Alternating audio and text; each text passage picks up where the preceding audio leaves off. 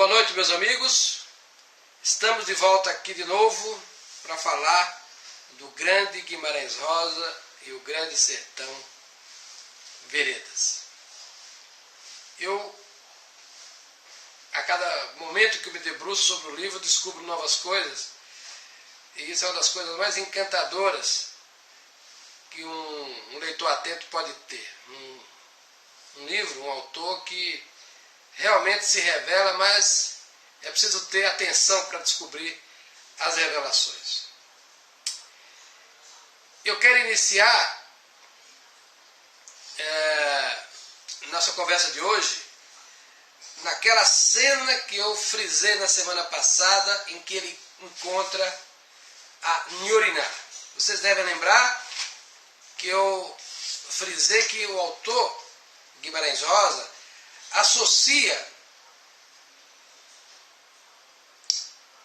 o inferno ao lido do Sussuarão. E o que nós temos? Para ele entrar lá, há um processo de preparação.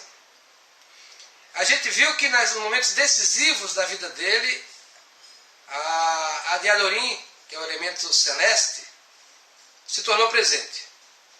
Na travessia do rio que ele faz com a própria Diadorim, depois quando ele está no grupo de Mineiro Vaz, é uma Diadorim que põe, para entrar no liso do Sussuarão, ela que segreda para Mineiro Vaz fazer a travessia e por aí vai.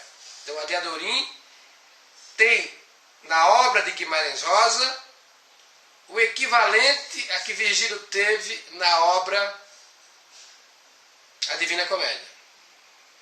Então os paralelos são muito grandes aí entre os dois autores, né? O brasileiro e o renascentista. Muito bem. Aqueles que fizeram comigo o curso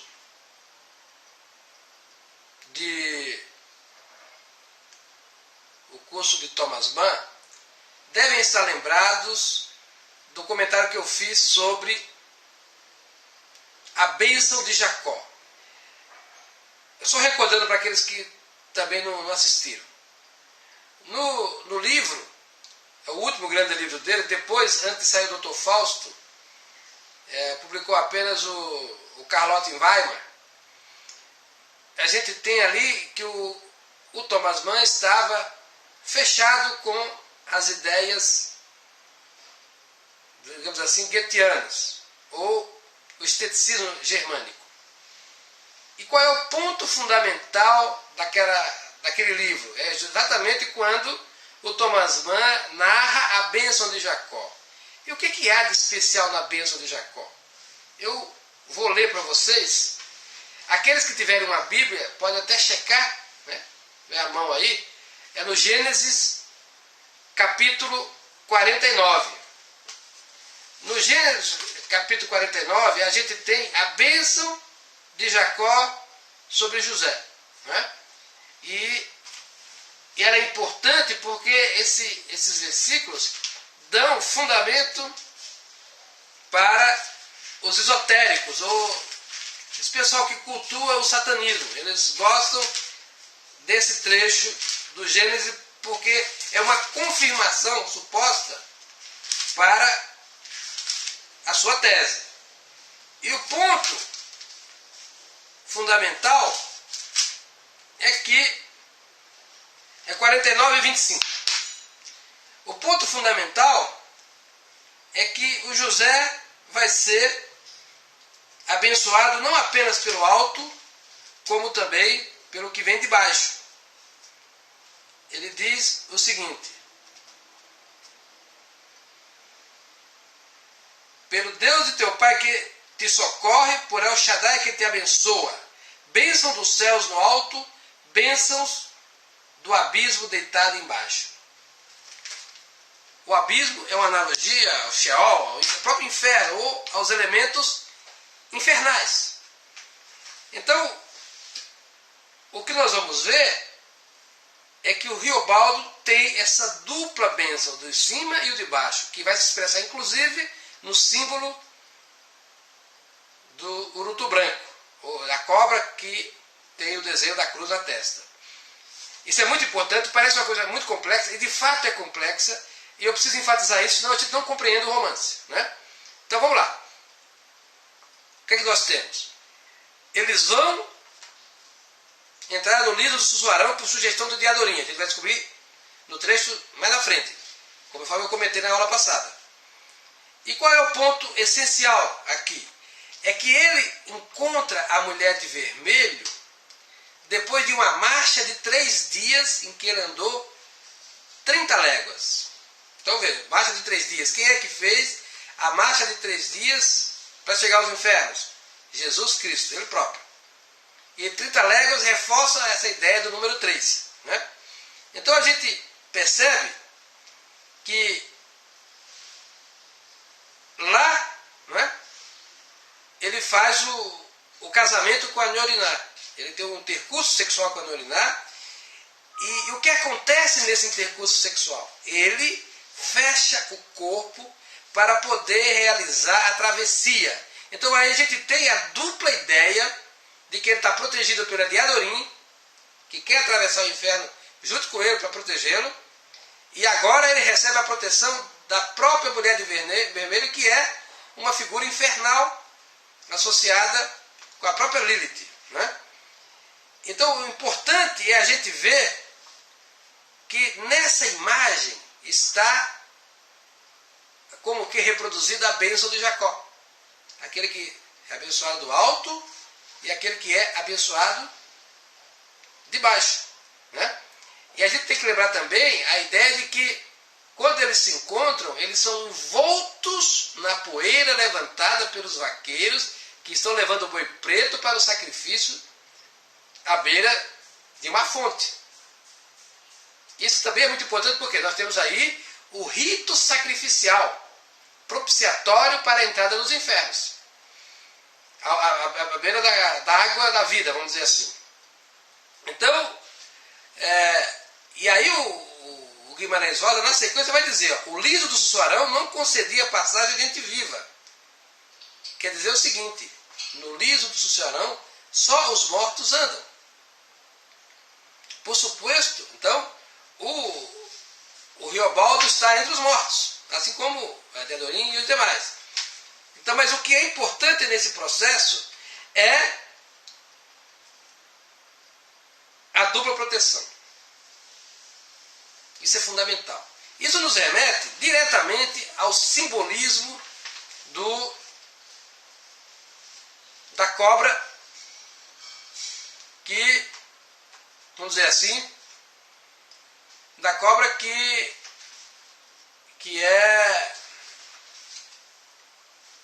tem uma estampa de uma cruz na testa. Então nós temos novamente a dupla proteção, ou a representação, um escudo que mostra que ele vem dos céus, mas vem dos mais baixos infernos também.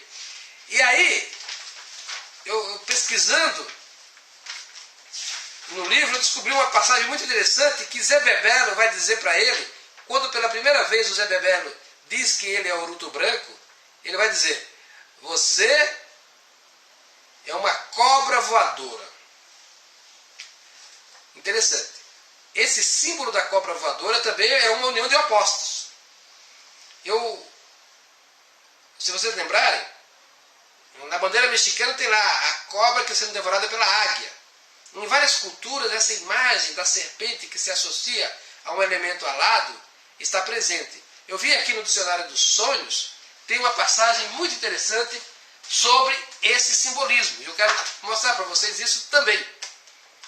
Porque, eu falei certo, Dicionário dos Símbolos, não é? Porque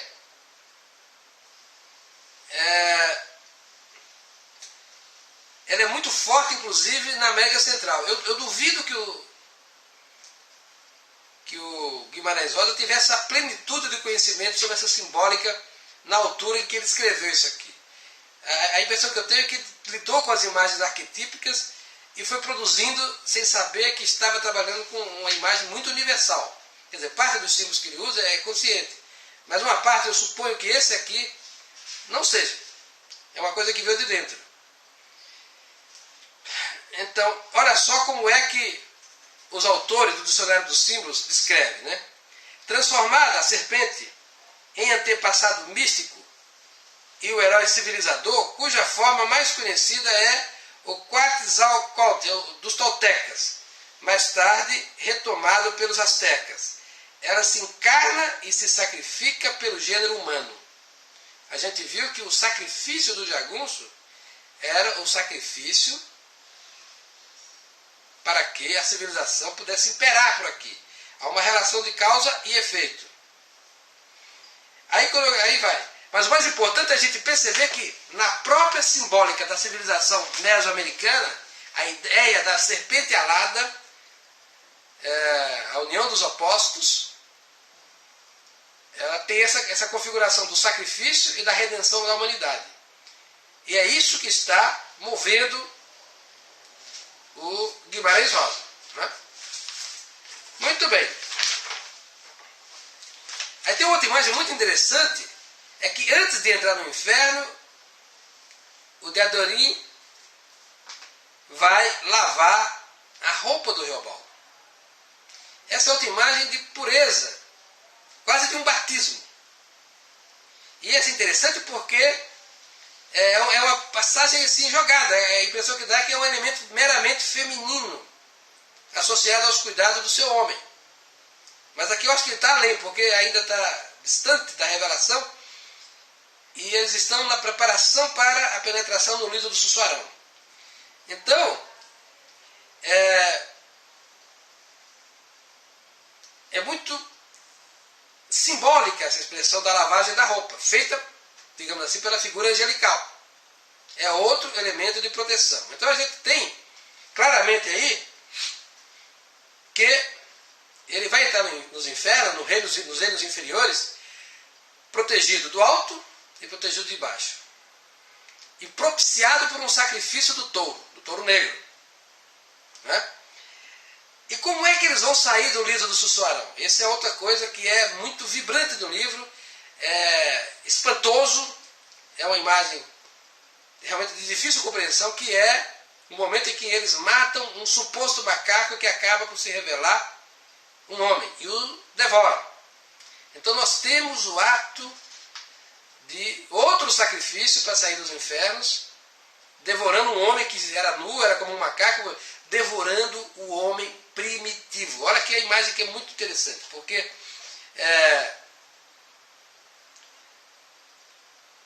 se não houvesse aquele sacrifício, não haveria saída dos infernos, não haveria como sair. Era preciso matar o homem primitivo para nascer o quê? O homem civilizado. Está sempre associado a essa imagem do processo civilizatório. Né? Eu penso que é importante frisar nesse momento a riqueza desse símbolo. Eu quero que vocês notem a complexidade de como as coisas se encadeiam. Porque não dá para entender o Guimarães Rosa se não compreender com toda a plenitude esse símbolo. Nós estamos diante de um símbolo de sacrifício, dentro de um símbolo parecido com o de Dante, lá de mergulho nos infernos, e, claro, tem que ter a superação desses infernos. E essa superação se dá com o sacrifício humano. Então essa refeição sacrificial, de algum modo, lembra a comunhão cristã. É claro que o livro não é nesse sentido cristão, mas a associação dos símbolos é muito direta, é muito pertinente, vamos dizer assim. E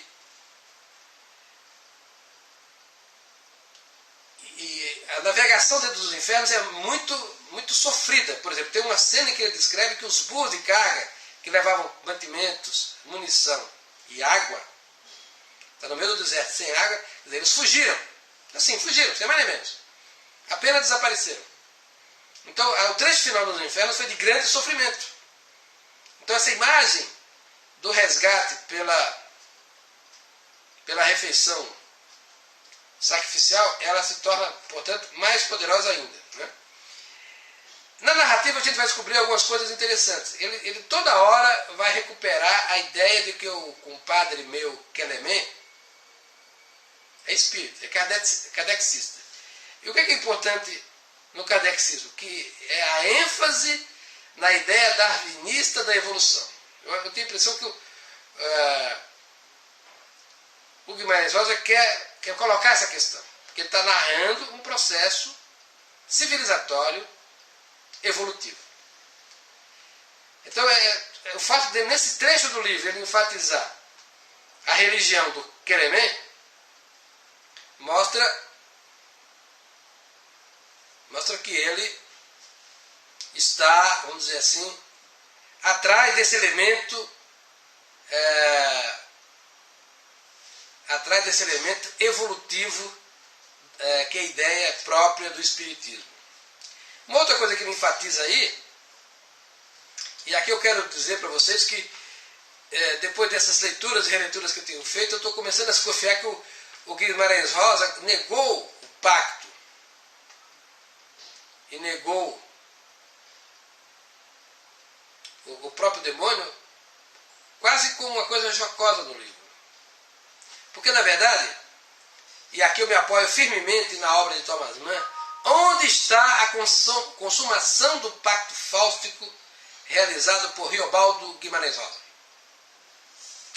Logo no preâmbulo do livro, é esse casamento com a Nhoriná, esse intercurso sexual que ele teve com a Nhoriná.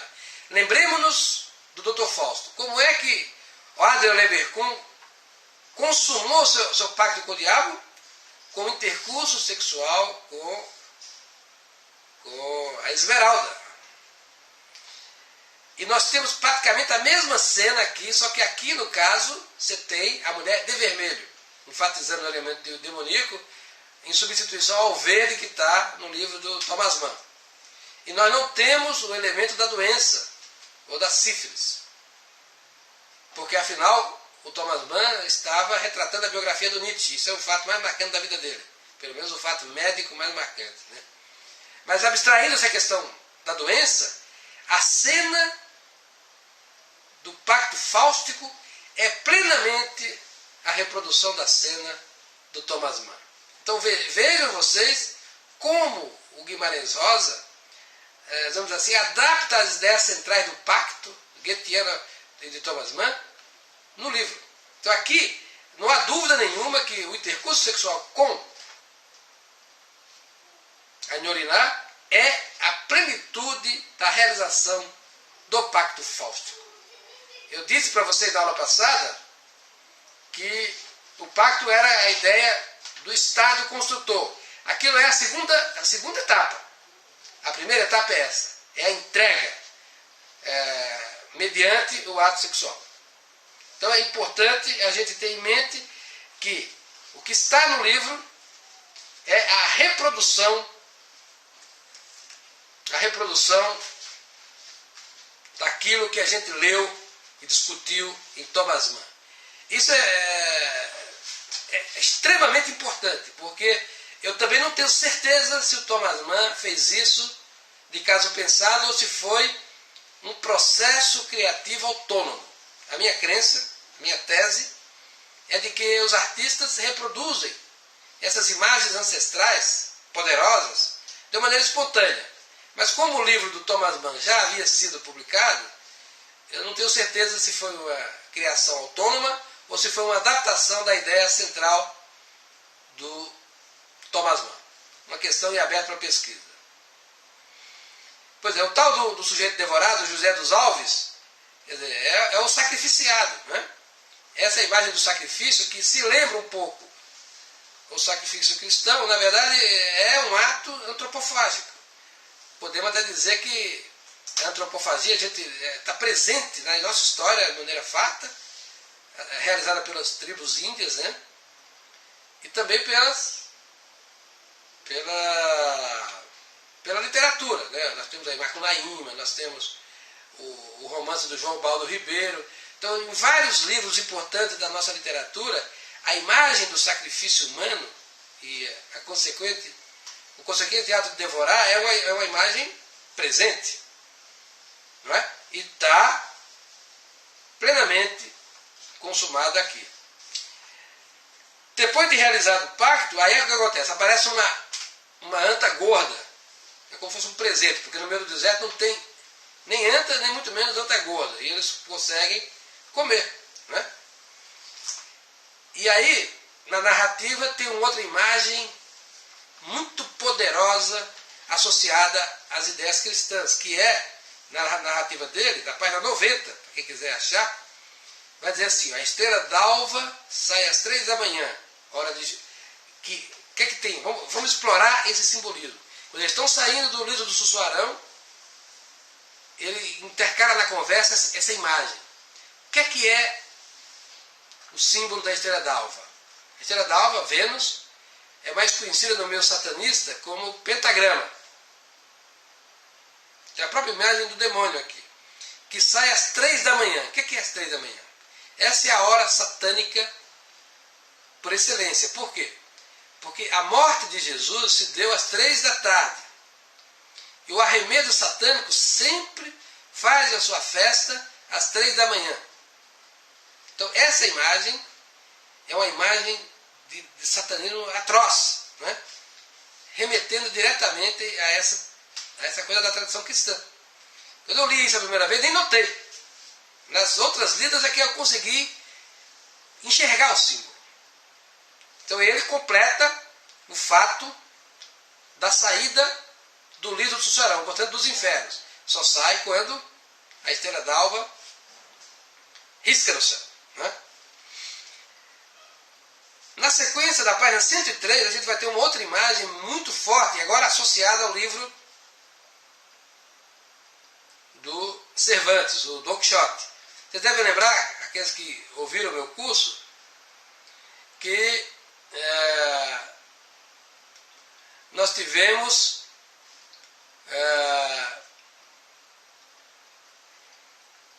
um momento crucial do livro 1 do Don Quixote, foi quando ele vai para a Serra Morena, ou Serra Negra. Aqui, ele começa uma narrativa com a expressão serra escura, e dá um ponto, aí começa a narrar. E aí ele encontra o Vulpes, e aprende com o Vulpes a atirar. E quem é o Vulpes? O Vulpes é um alemão, claro. Mas o que esse alemão traz para o sertão? Ferramentas de trabalho, disso, daquilo, arsênico, ou seja, veneno e etc. Então a descrição que ele faz é como se fosse uma espécie de elemento goetheano. É o próprio Goethe que está lá para auxiliar a saga sertaneja. É belíssima a narrativa, mas é extremamente difícil de ser aprendida. Se você não conhece bem a obra do Goethe, não vai associar os símbolos, né? E aí mesmo, nessa sequência, ele vai pôr na boca de Zé Bebela e começa a, digamos assim, a saga civilizatória. O Zé Bebela vai dar vivas à lei. É muito interessante porque a lei é, por definição, o elemento civilizatório.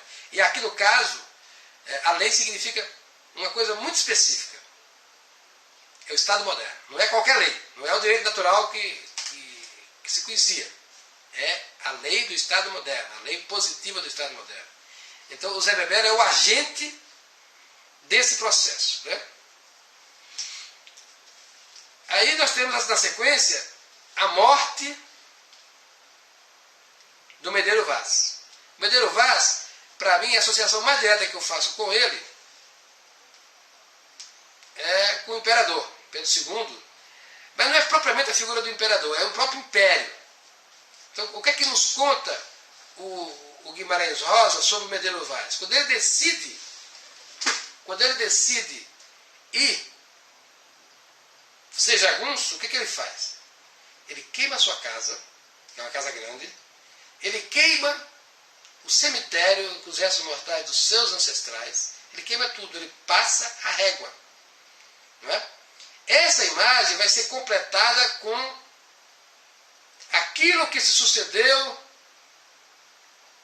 na fazenda dos tucanos. No final da aula talvez eu até entre nisso aqui, mas vamos fazer na aula subsequente. O que é a fazenda dos tucanos? É um local onde está um conflito essencial, né? Eu disse para vocês na aula passada que os jagunços se dividiam em dois partidos, ou duas alas, né? A ala do bem, que era a Ara do Medeiro Vaz, que ele impunha uma justiça de acordo com o direito natural clássico, portanto fora do Estado moderno, mas era fundamentalmente imbuído desse sentimento de justiça, inclusive justiça distributiva, né?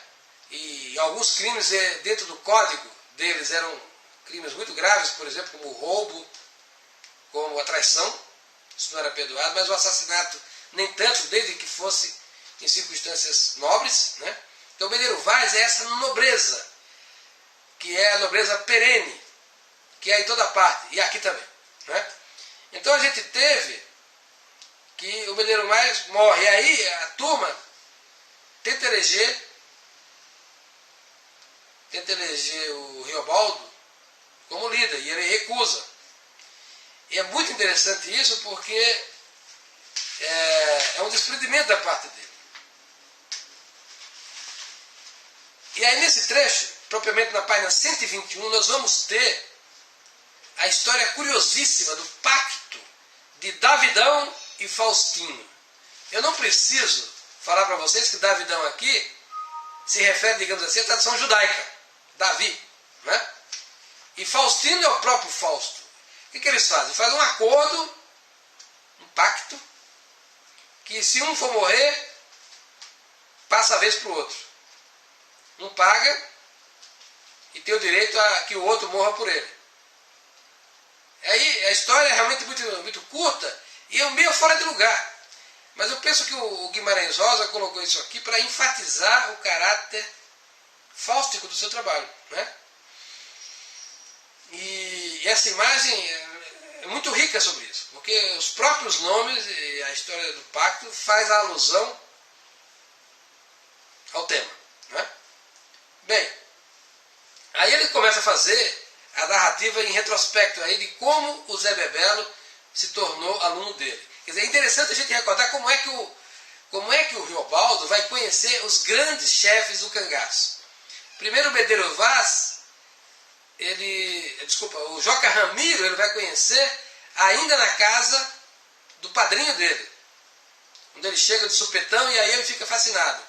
E o Joca Ramiro chega acompanhado dos dois chefões negativos do cangaço, que são o Hermógenes, que é o próprio diabo em pessoa, e o Ricardão, é aquele que gostava de ajuntar dinheiro, gostava de comercializar.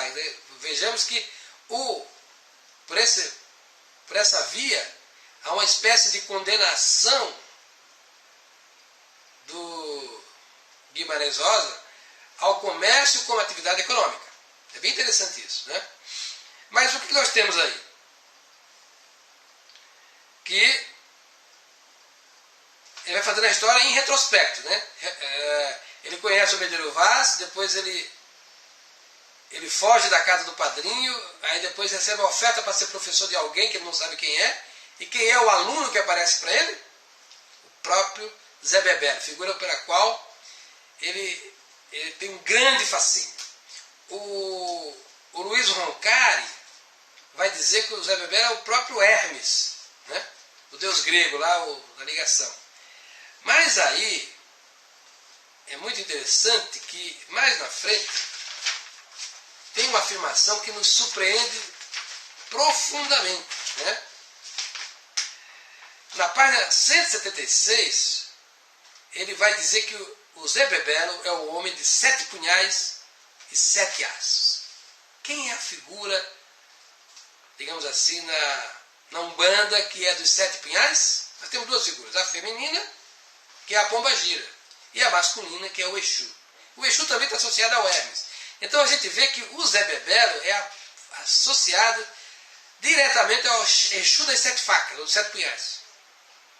Eu fiquei muito surpreso ao notar digamos assim, essa analogia, porque a gente vê que a riqueza simbólica do romance ela vai se esparramando, ela pega elementos de tudo que é lado. Aqui certamente nós estamos diante de uma afirmação que é uma afirmação tirada da tradição africana, que é muito disciplinada no Brasil. Quem é que já não conheceu as histórias do Exu? Nós estamos diante de ela aqui recontada. O próprio Zé Bebelo é o Exu dos 7 punhais. Muito bem. E aí na sequência vai ter o primeiro encontro com o Diadorim, que eu já disse para vocês, que é a travessia do rio. Né? A palavra travessia que eu enfatizei é quando ele faz o processo de iniciação. Quando ele vai se iniciar para ser homem, ou se deixar de ser adolescente para ser homem, presente está Diadorim e o protege do homem mulato, que ele enfatiza lá, que quer currá-lo. E a Diadorim pega uma faca e o esfaqueia, para espantar o perigo. Né? Então essa imagem é muito forte, que é uma cena em que o Diadorim já aparece, trajado de homem, e fazendo a proteção física ao Riobaldo. Então ele faz a travessia na presença dela e, ao completar a travessia, nós temos essa violência que é tentada contra ele e o anjo da guarda age. Né? E aí, na sequência, isso nós temos a Diadorim aparece na página 144. Na página 151 ele vai dizer que sofreu uma transformação. Então aqui nós estamos, portanto, naquilo que o Jung chamaria de símbolo da transformação. A própria palavra é utilizada aqui. Isso é muito importante, porque de fato foi uma travessia, uma transformação e a ação do anjo que o protegeu da violência. E aí, nessa mesma sequência, nós vamos ter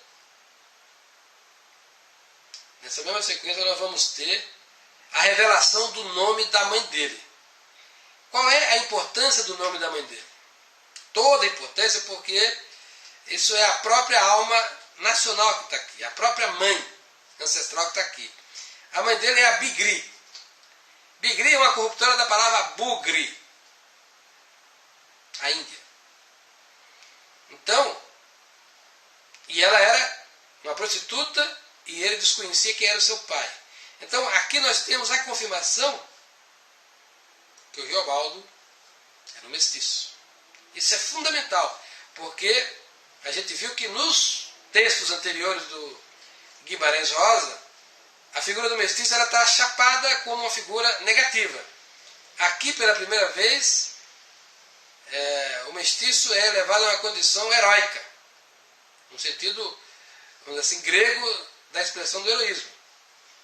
E esse nascimento indigno de prostituta, de uma mãe bugra, é muito significativo. Né? E aí, na sequência, a gente tem, na página 163, a canção de Si Ruiz, que é também um momento fundamental, e eu quero lê-la para vocês.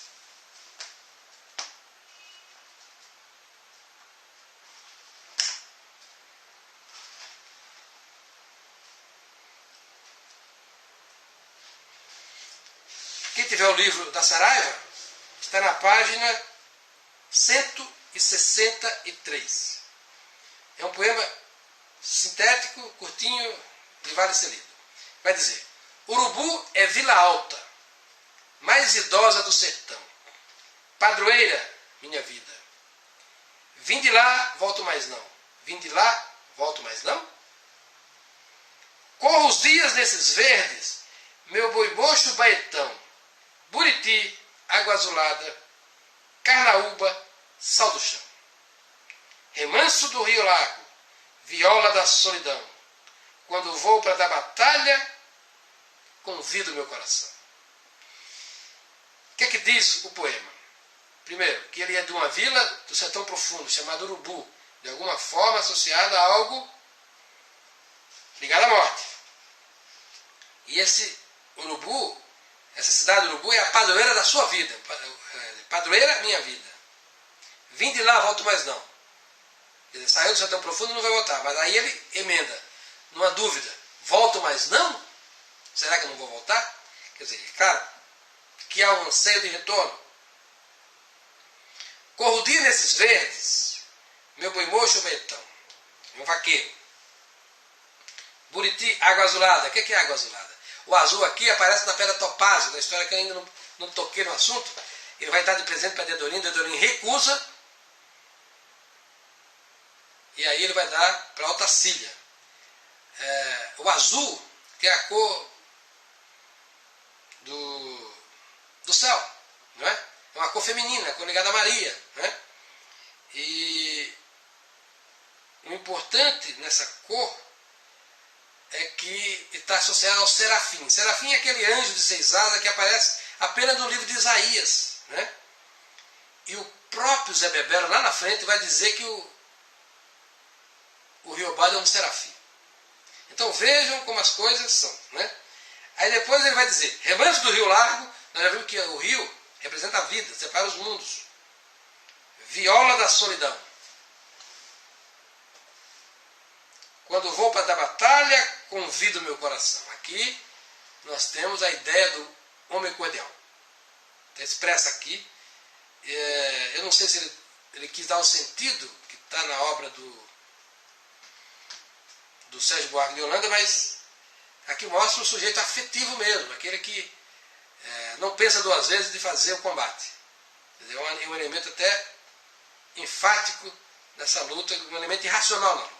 Então essa canção do Ciro Luiz, várias vezes ela vai ser invocada na narrativa.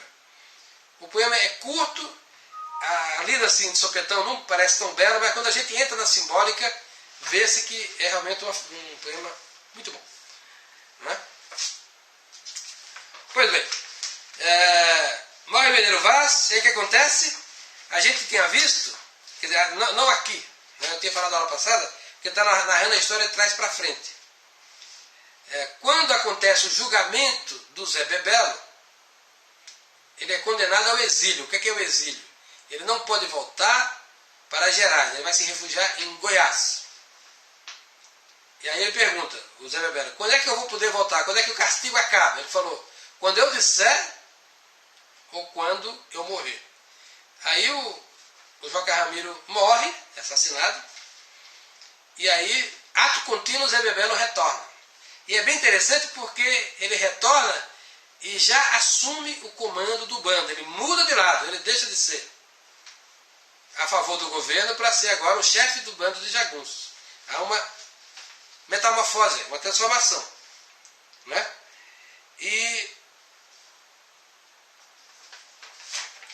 essa mudança ela é fundamental porque o Zé Bebelo é um dos personagens melhor descritos no livro. Né? A psicologia dele é toda mente feita, os ditos que ele inventa, aquele aspecto hermético dele, ou digamos assim, de Exu dele, aquela energia transbordante, aquela capacidade de ver as coisas, de farejar as coisas, de antecipar os fatos dos combates, isso torna um chefe muito valioso. Né?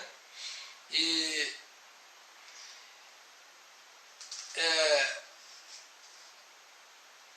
eles, curiosamente, assumem o lugar que era de Joca Ramiro, sob o aplauso de todos os jagunços. Né?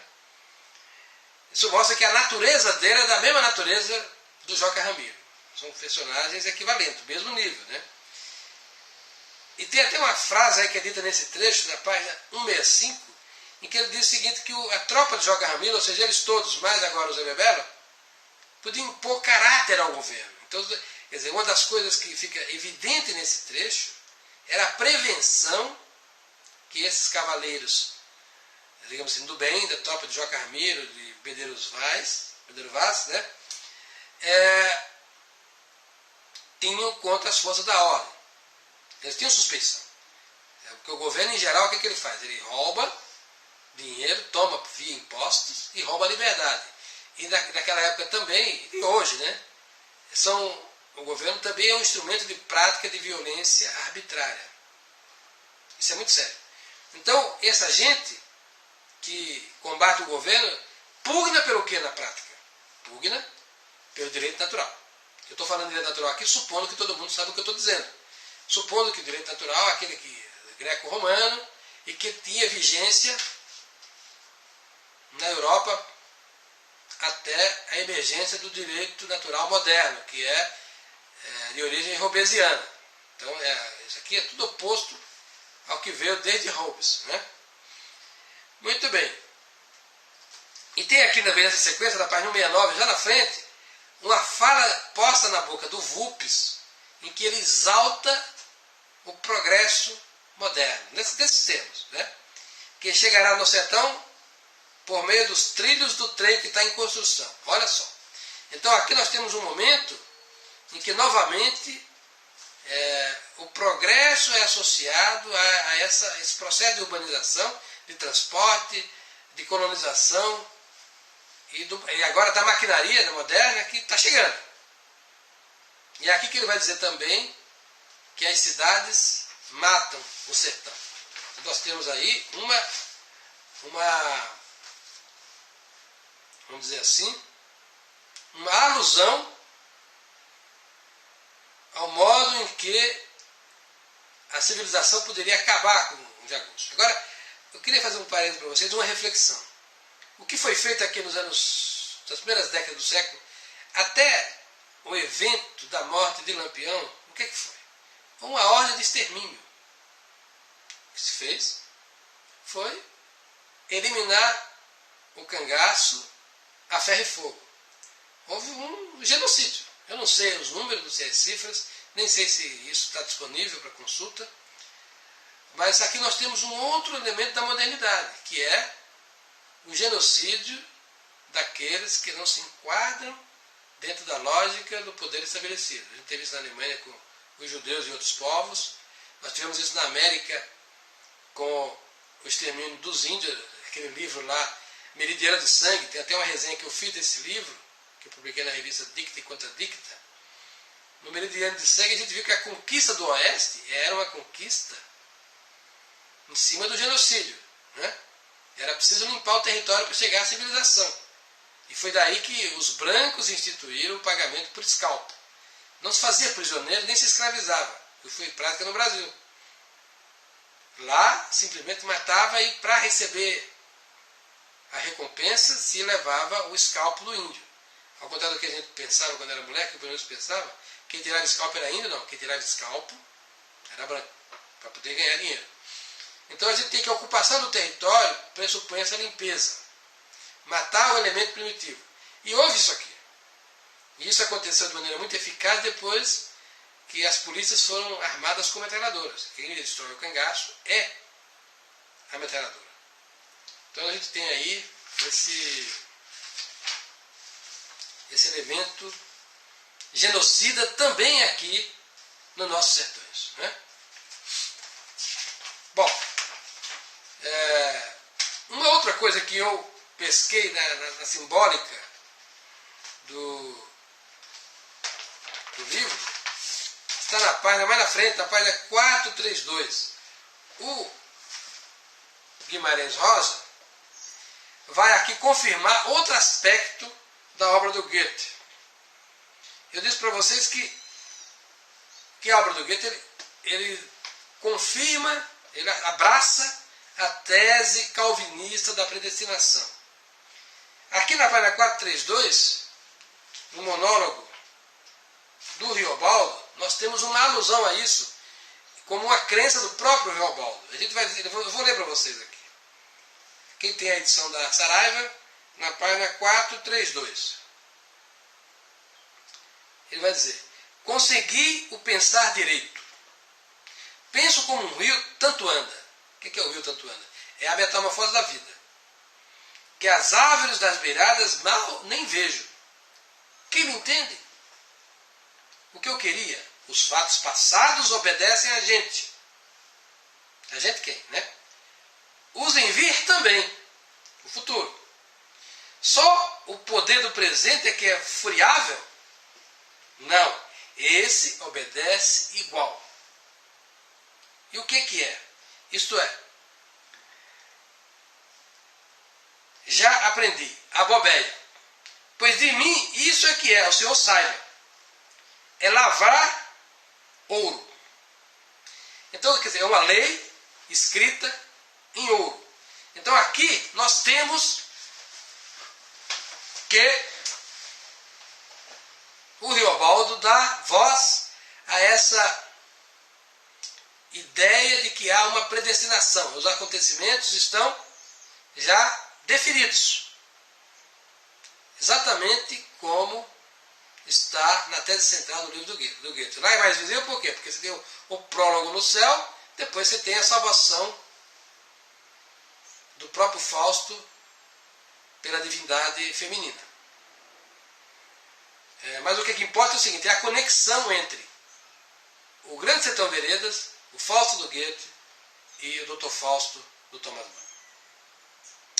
Bem, eu quero agora comentar com vocês sobre a Fazenda dos Tucanos. É um trecho longo, eu até vou pedir que vocês leiam para a aula que vem, porque eu vou começar a aula que vem a partir desse ponto da Fazenda dos Tucanos, mas eu quero antecipar algumas coisas aqui para orientar vocês.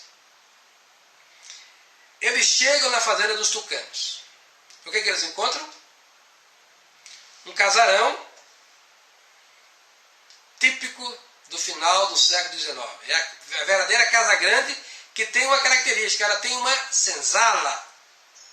O que significa uma casa grande com senzala? Significa que eles estão no final do Império. Mas ela tinha sido recém-abandonada, ou seja, é como se tivesse sido proclamada a República. E ela é ocupada pelas tropas em que está o Reobaldo e o Zé Bebelo, e eles ficam lá, tomam conta, ou seja, quem primeiro ocupou a vacância das forças da Ordem Imperial foram os cavaleiros jagunços do bem. E aí, o que acontece? Eles já estão em disputa com o grupo do Hermógenes, que é o lado mal da jagunçagem. O Hermógenes é o próprio demônio, junto com o Ricardão, que tinham matado o Joca Ramiro. E eles estão precisamente tentando encontrar o Hermógenes e o Ricardão para fazer a vingança. Mas aí eles distraem, ficam por lá mesmo, e aí nós temos que eles são atacados pelos inimigos, pelos Hermógenes e pelo Ricardão. Então eles estão cercados, não tem para onde sair, e os cavalos deles estão todos dentro do curral. E aí tem aquela cena assim alucinante da matança dos cavalos. É um negócio horroroso, né? E juntamente com a descrição dos cangaceiros que vão morrendo, eles vão botando dentro de um quarto, depois o fedor do defunto vai aparecer para tudo que é lado. Então é um horror, não é? O que dá sinal de que não era possível a esses cavaleiros do bem, da jagunçagem, ocupar a Casa Grande.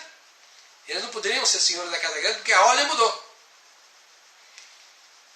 E os Hermógenes o cercam e parece que vai ter um desfecho desfavorável. Aí o Zé Bebelo tem uma ideia que é muito plástica para mostrar esse conflito de forças políticas então em curso na República Velha. O que é que ele faz? Ele chama o Reobaldo no meio dos combates lá, bala para tudo que é lado e fala: Reobaldo, vai fazer carta para mim. Faz 8 cartas, olha o número 8 aí.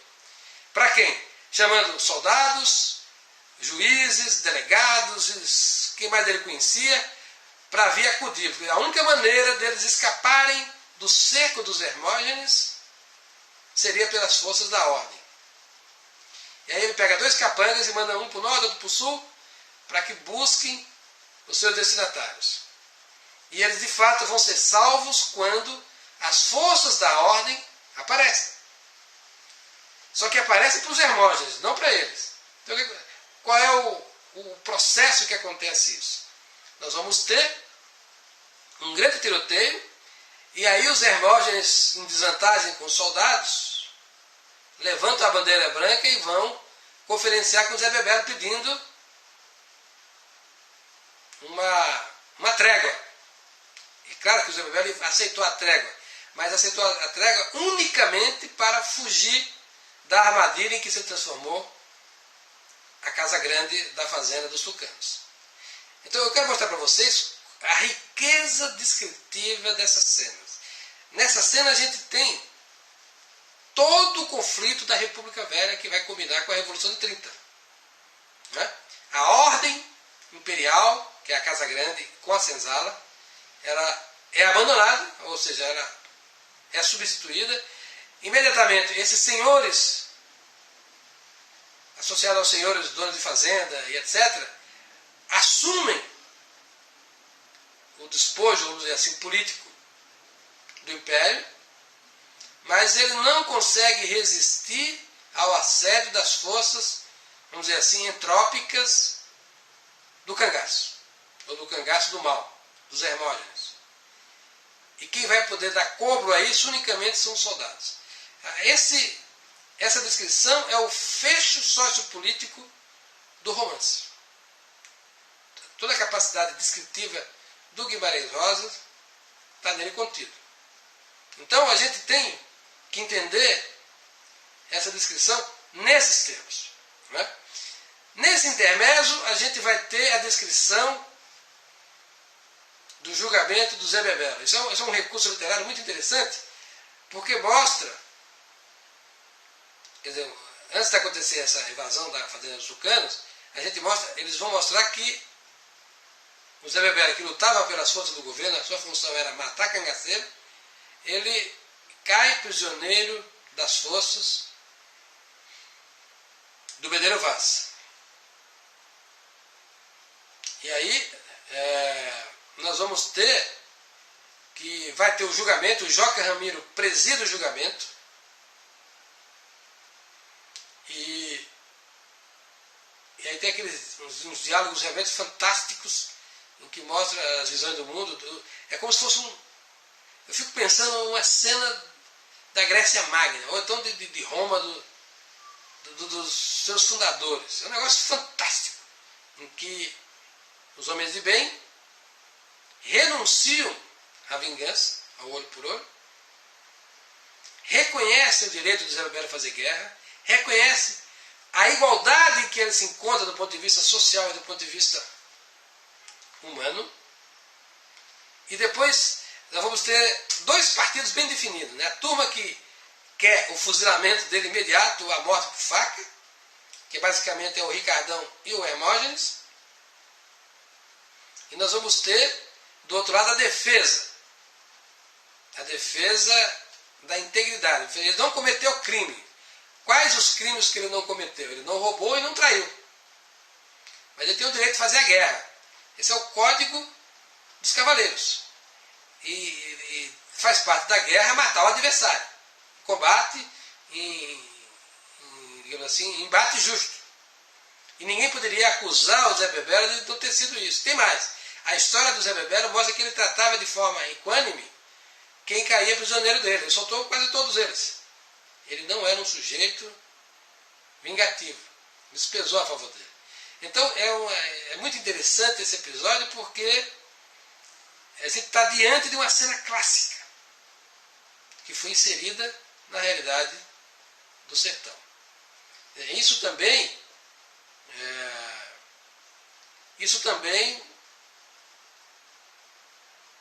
enfatiza a genialidade do escritor. Isso é fundamental. Então nós estamos diante de outra narrativa muito interessante, e é o fio da história, porque se o Riobaldo é o herói, o Zé Bebelo é o elemento fundamental da narrativa, por essas metamorfoses que ele vai sofrendo ao longo do processo. De caçador de jagunços, a mando do governo, a um chefe do bando de jagunços. E ao mesmo tempo aquele que caiu em desgraça e teve um julgamento devido nas leis dos jagunços. E foi libertado. Então a gente tem aí um elemento de nobreza, da impressão daqueles debates. Eu estava recentemente vendo alguns dos episódios de Roma, aquele episódio da HBO, a gente vê cenas muito assemelhadas a essa, com outros nomes e outras vestes e outra situação. Então a gente está aí, portanto, diante de uma constante, quando no poder do Estado é ausente. Então emerge essa força nobre, no nobre segundo a natureza, como diria Aristóteles, que passa a prevalecer sobre a desordem daqueles que são inferiores. Lá nesse episódio da HBO, a gente vê o enlace entre Marco Antônio e o César, né? O herdeiro do César lá, que acaba por triunfar, porque ele trabalha com a cabeça, que ele é a ordem encarnada. Então é como se houvesse algo semelhante nessa narrativa do Guimarães Rosa. Meus amigos, volto a dizer para vocês, quer dizer, acho que de toda essa narrativa que eu fiz com vocês hoje aqui, esses comentários, o que destaca de maior relevo é compreender a simbólica que eu tentei clarear para vocês. É o eixo fundamental. Quer dizer, todo o livro está fundado nesse símbolo, sobretudo o símbolo da Nhoriná, como a guardiã dos infernos, que vai fechar o corpo do herói para que ele possa atravessá-lo. Esse sacrifício inicial, depois do sacrifício final para sair dos infernos, vamos dizer assim, a estrela d'alva que emerge no céu como que permitindo a saída. Enfim, nós temos aí um colorido extremamente criativo desse simbolismo que é atávico nos homens. Tem em toda a cultura, em toda parte. O que é realmente fantástico é a gente vê-lo expresso na roupagem sertaneja. Esse certamente é o grande feito do Guimarães Rosa. É ambientar essa saga épica com roupas de vaqueiros. Eu não consigo dizer menos de que é uma coisa genial. Eu, portanto, peço que vocês, na aula que vem, leiam um trecho, pelo menos o trecho da Fazenda dos Tucanos, que nós vamos entrar nesse trecho e explorá-lo, porque ali está toda, digamos assim, a sociologia política que é, digamos assim, adotada por Guimarães Rosa. Ali é que as três forças em duelo aparecem e a gente vê todo o ambiente sociológico. É como se tivesse... A descrição que ele faz da Fazenda dos Tucanos, preste atenção, a descrição que ele faz da Fazenda dos Tucanos é a mesma que é feita em Casa Grande de Senzala por Gilberto Freire. Isso significa que foi um império descontinuado. Basicamente é isso. Tá? Atentem para a palavra senzala, é a chave para se compreender que ainda se estava no período imperial.